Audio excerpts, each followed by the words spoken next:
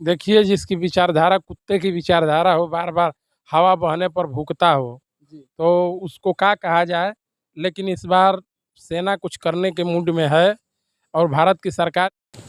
जय हिंद साथियों, मैं आकाश चौहान। आप देख रहे हैं ताज़ा न्यूज़ इंडिया। और आज सर से मुलाकात हुई है। इनसे थोड़ा इनका परिचय मैं जानने का प्रयास करूंगा और इनसे बहुत सारी बातें होंगी।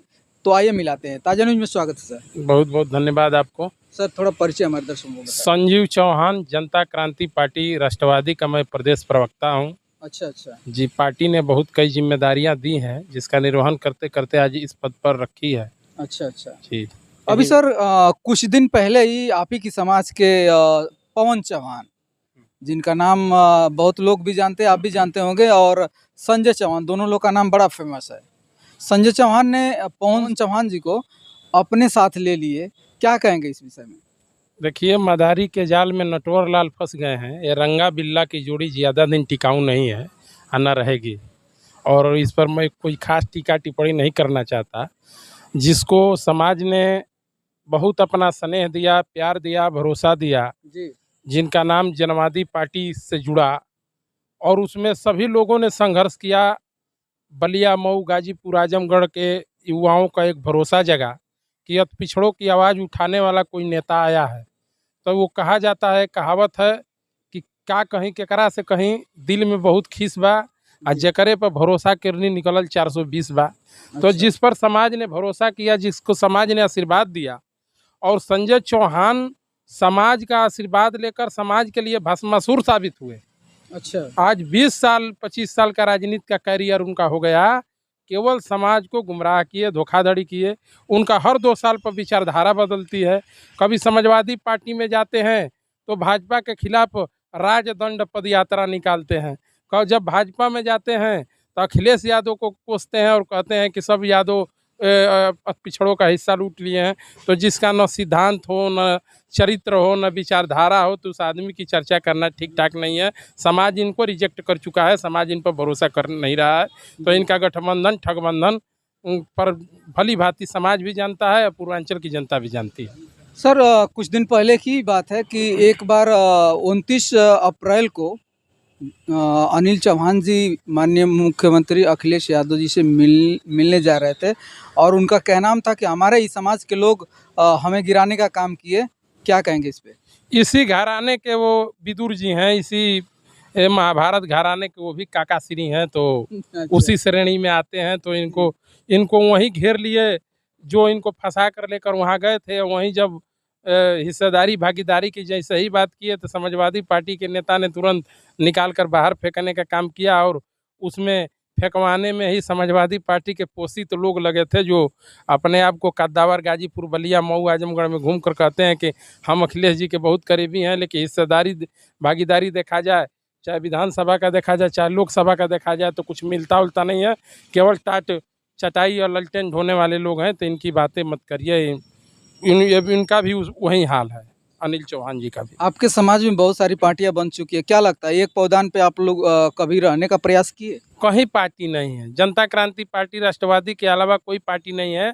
और जिनको जानना चाहते हैं तो वो निर्वाचन आयोग के वेबसाइट पर चले जाए। चौहान समाज में सबसे पुरानी पार्टी जनवादी पार्टी सोशलिस्ट थी, जो 2013 में इलाहाबाद हाई कोर्ट न्यायालय में जो विवादित हो गई, विचाराधीन हो गई, तो वो पार्टी समाप्त हो गई। उसके बाद 2017 में जनता क्रांति पार्टी राष्ट्रवादी का निर्माण हुआ। तो इससे पुरानी कोई पार्टी नहीं है। और जनता क्रांति पार्टी के अलावा किसी का रजिस्ट्रेशन नहीं है।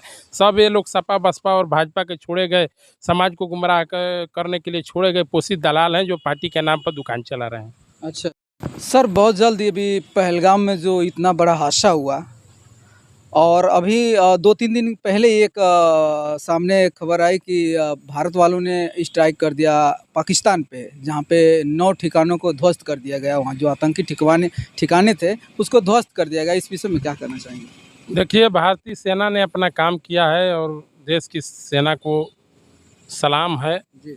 और ये राष्ट्रीय मामला है। इसको राजनीतिक दलगत भावना से उठकर सभी दल के लोगों ने अपना सहयोग किया, सरकार को समर्थन किया कि भाई इस तरह का मामला में हम लोग सरकार के साथ हैं। और जो इस तरह का कृत्य किए हैं, जो निंदनीय घटना थी, बहुत दुखद घटना थी, उसका जवाबी कार्रवाई में भारतीय सेना ने स्ट्राइक किया है। आतंकवादियों के 9 ठिकानों पर जो बम ब्लास्ट हुआ है, उनका नेस्तनाबूत हुआ है, उनका आतंकी अड्डा।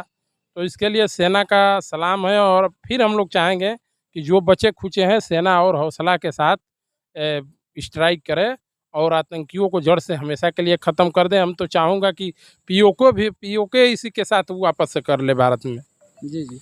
देखा जाए सर तो पाकिस्तान हमेशा समझौता करता रहा है, कभी भी लड़ाई लगी फिर समझौता हुआ, बार बार समझौता होता है, लेकिन पाकिस्तान समझता नहीं है। पाकिस्तान के लिए क्या कहना चाहिएंगे? देखिए जी, और भारत की सरकार भी कुछ करने के लिए मूड में है, इस बार आदत छुड़ा देगी, छुड़ा देगी? भरोसा है। अच्छा अच्छा। कुछ अभी सुप्रीम कोर्ट का ये आदेश जारी हुआ था कि पिछड़ों का आरक्षण लूटा जा रहा है, और आप लोग हमेशा आरक्षण की लड़ाई लड़ते आ रहे हैं, बहुत दिनों से लड़ते आ रहे हैं। कहीं ना कहीं देखा जाए तो धरना प्रदर्शन, कहीं पद यात्रा, तमाम तरह का आप लोग प्रयास कर रहे हैं, लेकिन उसमें सफलता नहीं मिल पा रहा है। क्या कहेंगे इस विषय में? देश के सर्वोच्च न्यायालय को बहुत बहुत धन्यवाद, जो 1 अगस्त 2024 को भी बोलने का काम किया और 6 तारीख को भी अपना स्पष्ट जजमेंट देने का काम किया। तो इस देश का न्यायपालिका न्याय करना चाहती है, लेकिन जिसके पास सत्ता है, शासन है, वो निश्चित बेईमान किस्म के लोग हैं। ये सरकार नहीं चाहती है कि पिछड़ों के साथ न्याय हो। और एक तरफ जो हाँ समाजवादी पार्टी है, जो पिछड़ों के हक हिस्से को एक तरफे हजम करके, मैं खास करके बोलना चाहूँगा कि एक तरफा यदि बैकवर्ड का आरक्षण किसी ने लूटने का काम किया तो समाजवादी पार्टी की सरकार में हुआ, मुलायम सिंह यादव और अखिलेश यादव की सरकार में हुआ। 2013 में उत्तर प्रदेश उच्च न्यायालय ने भी अपना फैसला दिया था, लेकिन उस फैसले के खिलाफ उत्तर प्रदेश के जो आज पीडीए का नारा, जो पीडीए का चोला पहनकर माननीय अखिलेश यादव जी घूम रहे हैं, वहीं उस न्यायालय की चुनौती को सर्वोच्च न्यायालय लेकर गए थे। आज सर्वोच्च न्यायालय ने भी उनके मुंह पर तमाचा मारने का काम किया है कि तुम जो जिसका चैलेंज कर रहे हो तुम गलत हो। लेकिन समाज को ठगने के लिए हर समाज में जैसे एक शिकारी है तो एक तीतर पाला रहता है। अच्छा। तो तीतर छोड़ देता है तो तीतर की भाषा बोलता है। तो जब वो अन्य तीतर जब जुट जाते हैं तो जाल फेंक कर फंसा लेता है जी। तो उसी तरह समाज में कुछ तीतर पाले हुए हैं समाजवादी पार्टी के लोग, कुछ तीतर भाजपा में हैं, और समाज को इसी तरह हत्याएं, लूटपाट, अधिकार को भी लुटवा रहे हैं, समाज का शोषण भी करवा रहे हैं, जुर्म जात अत्याचार भी करवा रहे हैं। जनता क्रांति पार्टी राष्ट्रवादी ने मजबूती से ये आरक्षण बंटवारा पदयात्रा की, बलिया में की, मऊ में की, आजमगढ़ में की, जौनपुर में की। तो जनता क्रांति पार्टी की बातों को सुप्रीम कोर्ट बोल रही है, तो हम लोग की जीत है। और हम लोग के संघर्ष पर जनता भरोसा भी कर रही है, पिछड़े समाज भरोसा भी कर रहा है। और जैसे ही समाज का भरोसा हम लोग पर जुटेगा, 27 में अगर हम लोग को सदन में जाने का मौका मिला तो सबसे पहले कोई किसी की भी सरकार होगी, उसको मजबूती से लड़कर इस आरक्षण का बंटवारा भी कराया जाएगा। सुप्रीम कोर्ट की जो बातों, जो सुप्रीम कोर्ट संज्ञान ली है, उसको लागू भी कराया जाएगा। चाहे उसके लिए कुछ भी करना पड़े, जनता क्रांति पार्टी राष्ट्रवादी तैयार है। आगे 2027 में क्या तैयारी है आपकी पार्टी का? जनता क्रांति पार्टी पूरी मजबूती से तैयार है। यदि सामान्य विचारधारा के लोगों से गठबंधन करना होगा, जिनकी विचारधारा हम लोग की विचारधारा से मिलेगी, हमारे एजेंडे पर जो समझौता करेगा, गठबंधन भी हो सकता है। नहीं तो जनता क्रांति पार्टी पूर्वांचल के सभी सीटों पर चुनाव लड़ने के लिए अपने दम पर तैयार है।